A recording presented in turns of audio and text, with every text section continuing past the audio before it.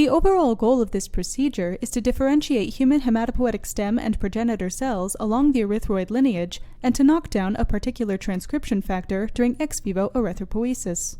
This is accomplished by first isolating CD34-positive human stem and progenitor cells from cord blood, bone marrow, or peripheral blood mobilized with GCSF.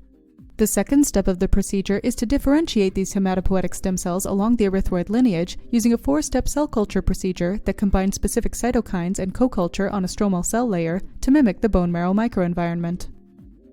Next, prepare lentiviral vector particles expressing an shRNA molecule against the transcription factor of interest, a scrambled shRNA molecule as a negative control, and the GFP protein for controlling the efficiency of virus infection.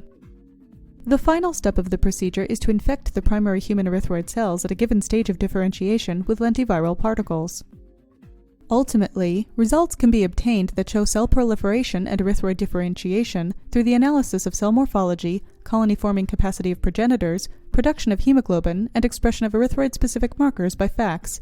Efficiency of virus infection is analyzed by measuring GFP expression by FACS, and knockdown of the transcription factor of interest is analyzed by RT-qPCR.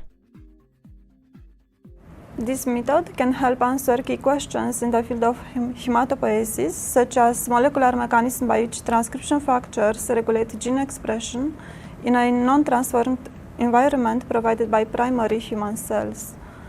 This is important for understanding fundamental processes of hematopoiesis, such as cell-fate determination, self-renewal, proliferation, or apoptosis. Although this method can provide insight into normal erythropoiesis and its regulation at the molecular level, it can also be used